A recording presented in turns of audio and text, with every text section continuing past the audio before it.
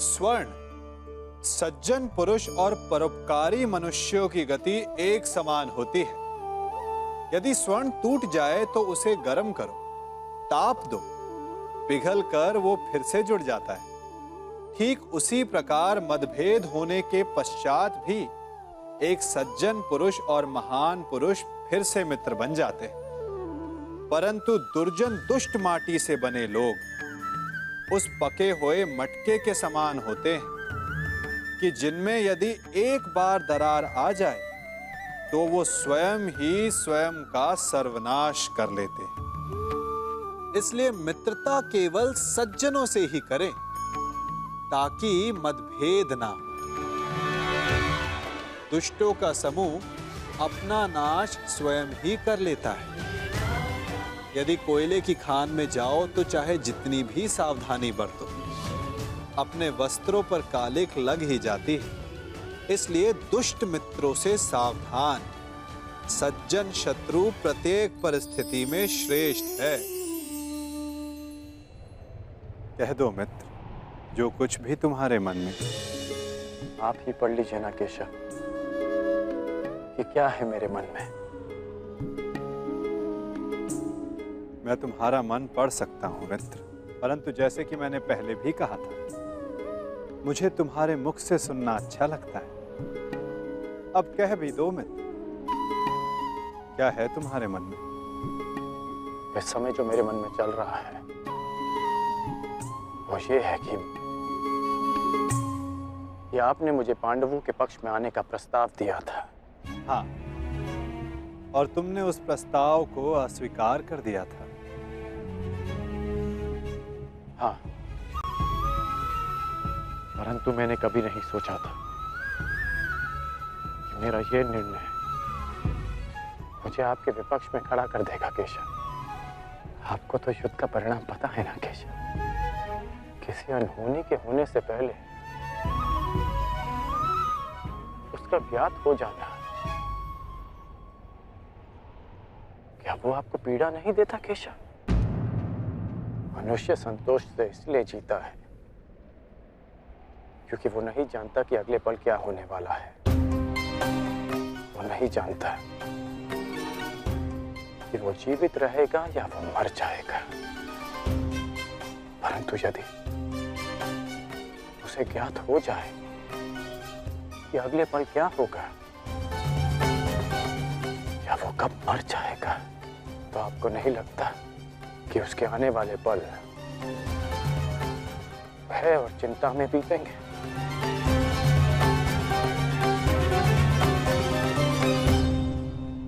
ये सोच पर निर्भर करता है अंगराज। यदि मनुष्य को अपना अंत ज्ञात हो तो हर वो क्षण जिसे हम व्यर्थ करते हैं, उन क्षणों को जिया भी जा सकता है।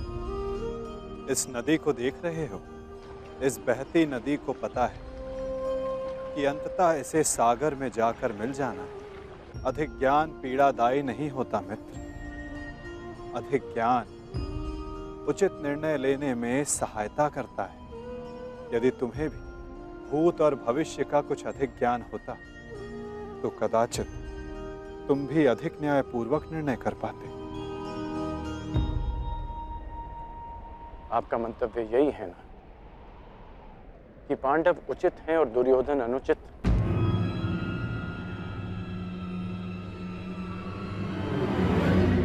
क्षमा कीजिएगा, परंतु मैं आपकी इस बात से सहमत नहीं हूं।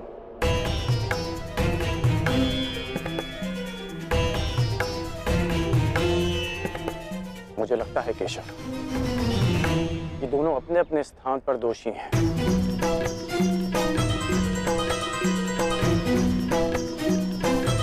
और इसी कारण से दोनों अपनी अपनी दृष्टि में निर्दोष और सही हैं। यदि दोनों ही दोषी तो तुम निष्पक्ष क्यों नहीं हो जाते मित्र? क्योंकि मुझे लगता है कि दुर्योधन युधिष्ठिर से कहीं अधिक सक्षम शासक सिद्ध होगा। इतने अधर्म करने के पश्चात भी? हाँ, क्योंकि वो युधिष्ठिर की भांति धर्मराज होने का ढोंग नहीं करता। आप ही बताइए केशव कि जिसने स्वयं की पत्नी को दांव पर लगा दिया हो, जिसने द्यूत के कुचक्र से निकलकर स्वयं को द्यूत में फिर से फंसा लिया हो, वो कैसा धर्मराज?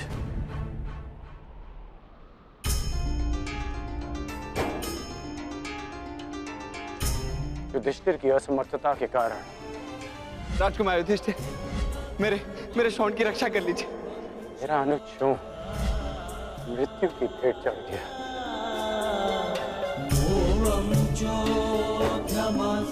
जब मुझे सूत पुत्र कहकर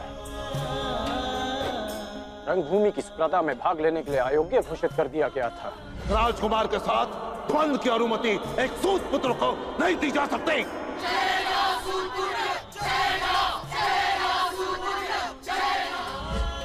तब भी धर्मराज का धर्म मौन था। ऐसे में दुर्योधन ने मेरा हाथ थामा, जिसे आप अधर्मी कहते हैं। आज मैं अंगराज हूं, परिवर्तन के लिए खड़ा हूं, वो केवल दुर्योधन के कारण। केशव, मैंने कहा था ना, यदि तुम्हें तनिक अधिक ज्ञान होता तो तुम उचित निर्णय ले पाते मित्र।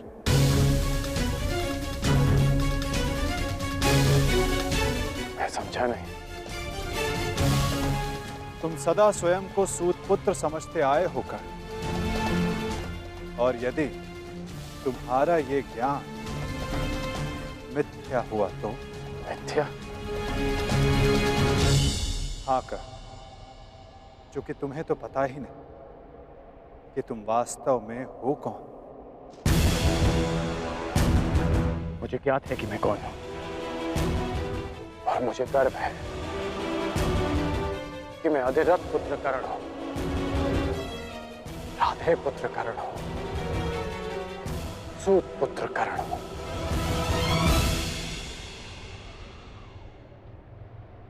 तुम राधे नहीं हो अंगराज, तुम अधिरथ पुत्र नहीं, तुम सूत पुत्र नहीं।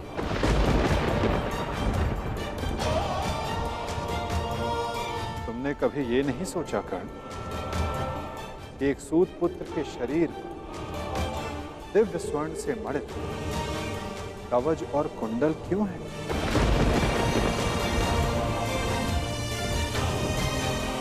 तुम्हारे मन में यह प्रश्न कभी नहीं उठा कि एक साधारण से सारथी के पुत्र के पास ये कवच और कुंडल क्यों है?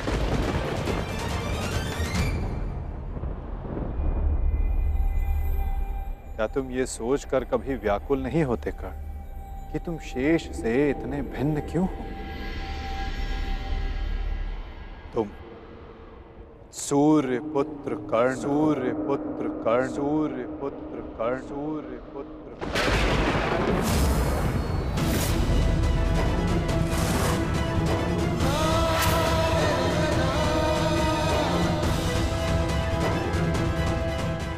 स्वयं सूर्य नारायण के अंश हो तुम कर्ण।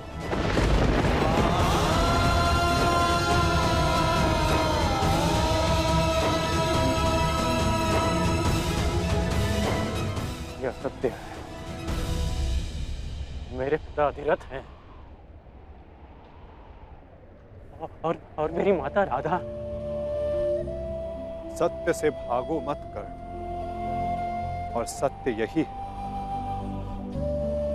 कि अधिरथ तुम्हारे पालक पिता हैं। तुम उन्हें गंगा किनारे मिले थे, कभी सोचा नहीं कि क्यों सूर्य का तेज तुम्हारे मुखमंडल पर रहता है?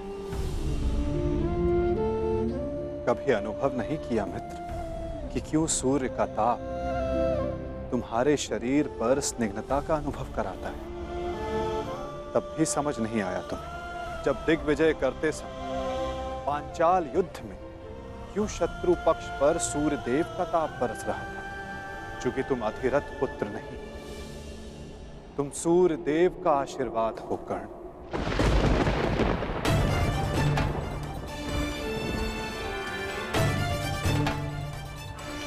यदि मैं पिताश्री को गंगा किनारे मिला था तो मेरी माता को कर्ण, अपनी माता से बहुत पहले से भेंट करते आ रहे हो तुम कर्ण, क्योंकि रक्त सदा रक्त का सम्मान करता है। कभी सोचा है कि वो कौन है जिनके समक्ष आते ही तुम्हारी दृष्टि उनके पांव की ओर चली जाती है? वो कौन है जिनसे हर युद्ध से पूर्व उनका आशीष लेने का तुम्हारा मन करता है? कौन है कर्ण जो सदा तुम्हें अपने पुत्रों के समान प्रेम करती है? वो कौन है जिनकी आंखें तुम्हें देखते ही भर आती हैं? अर्जुन से द्वंद्व होने के पश्चात भी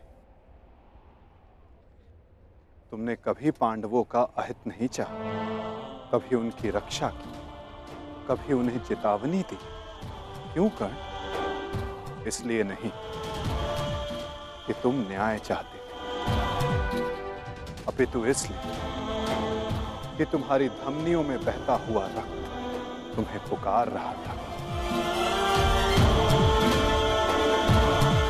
हाँ कर्ण, तुम राधे नहीं कुंती पुत्र हो, पांडवों के ज्येष्ठ हो। हाँ कर्ण, बुआ कुंती ही तुम्हारी माता है और तुम उनके ज्येष्ठ पुत्र।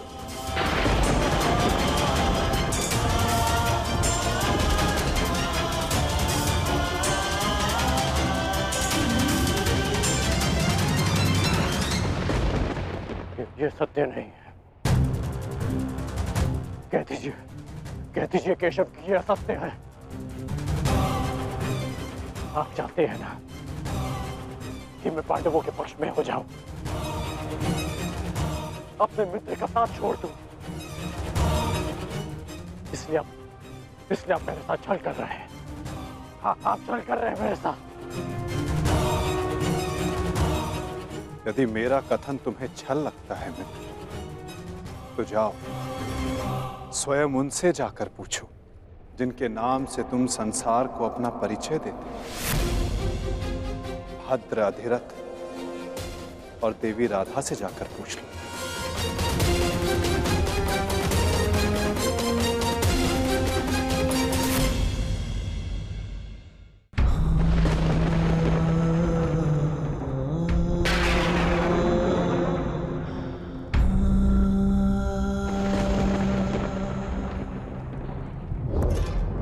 आ गए? उचित समय पर पहुंच गए। आओ भीतर आओ।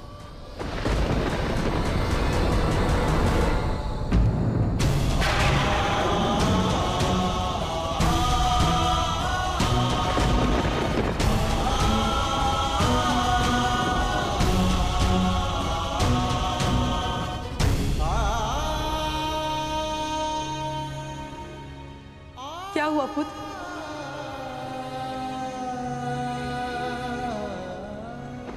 तुम राधे नहीं हो अंगराज, तुम सूर्य पुत्र कर्ण हो।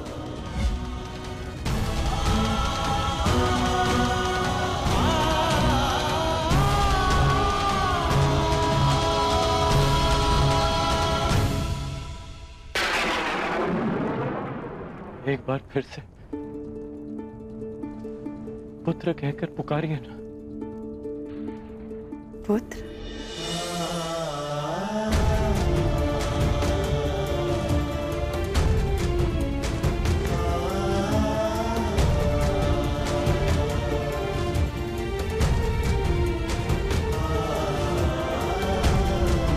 क्या हुआ पुत्र? तुम इतने व्यथित क्यों हो? क्या हुआ? मैं व्यथित था अपने ही माता। मैं समझ गया कि ये वासुदेव का खेल है। वो मेरे साथ खेल खेल रहे हैं माता। खेल? कैसा खेल? क्या विनोद किया केशव ने? बहुत भारी विरोध किया उन्होंने। खुद का कहना है कि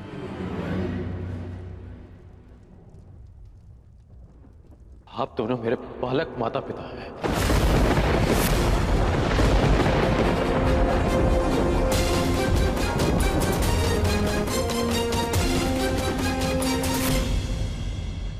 मैं पिताश्री को गंगा तट पर मिला था।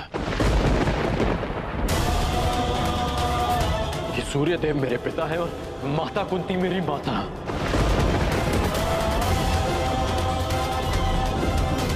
परंतु मुझे विश्वास है कि यह सत्य है।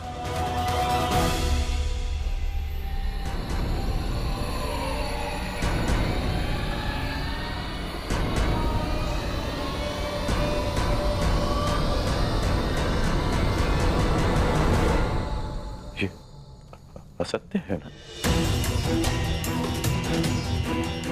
मैं आप ही का पुत्र हूं।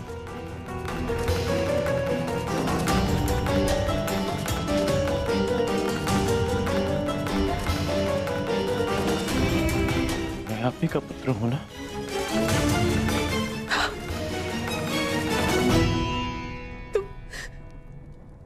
तुम मेरे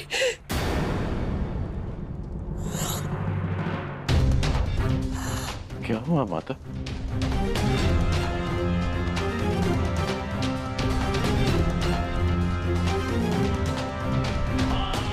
क्या हुआ पिताश्री?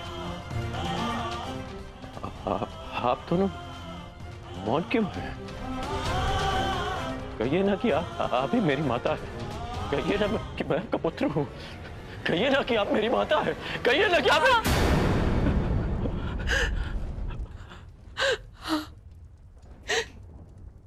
मैं तुम्हारी माता हूँ।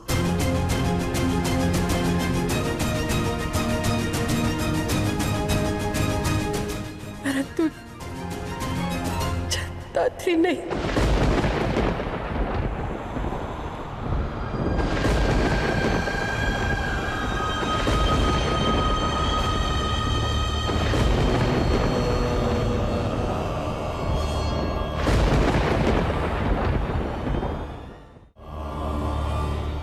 मैंने तुम्हें जन्म नहीं दिया।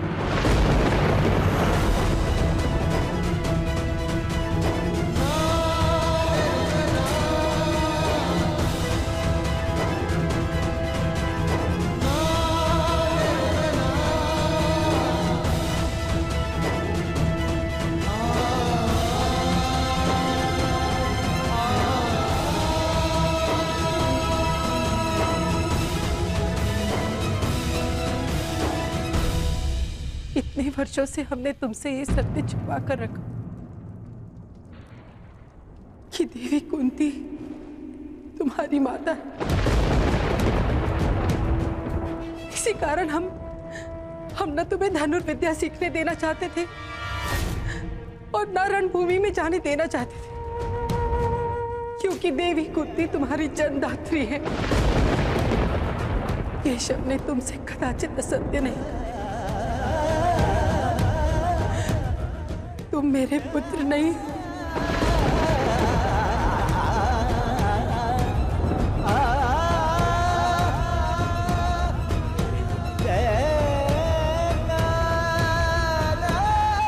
मैं तुम्हारी माता नहीं हूं।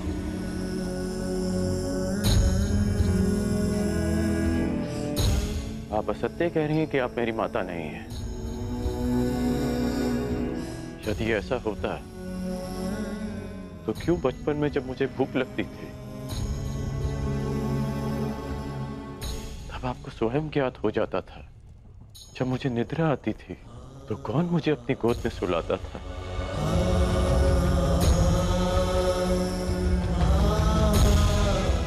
आप ही ना। जब मैं शिक्षा पूर्ण कर घर वापस लौटा तो आपको बिना ज्ञात हुए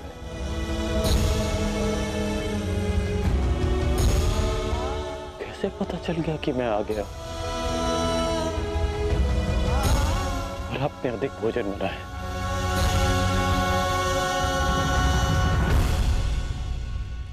क्यों मेरे राज्याभिषेक पर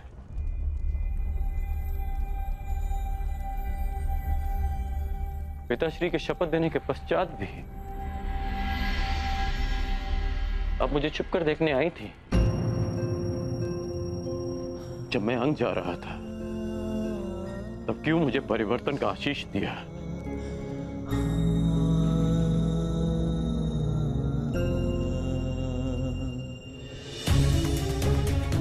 क्यों असत्य कह रही हैं आप मुझसे? इसीलिए ना कि मैं इस युद्ध में भाग ना लूं। ठीक, मैं इस युद्ध में भाग नहीं लेता। मैं सदा ही आपके चरणों में बैठा रहूंगा। मैं यहां से कहीं नहीं जाऊंगा। बस इतना कह दीजिए कि आप ही मेरी माता। कह दीजिए।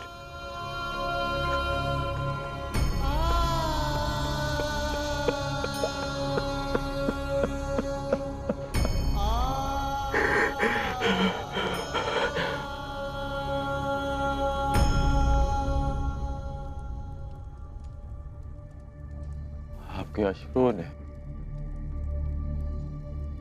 और आपकी चुप्पी ने सत्य सामने ला दिया।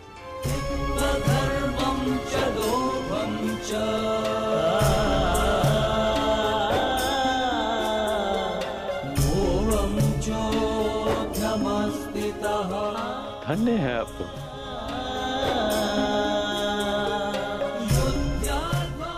किसी और की संतान इतना प्रेम दे।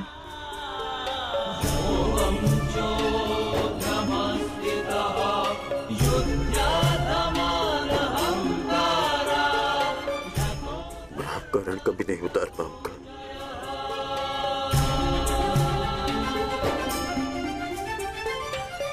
अब मेरा सत्य भी सुन लीजिए। मैं सदा राधेकरण ही कहलाऊंगा।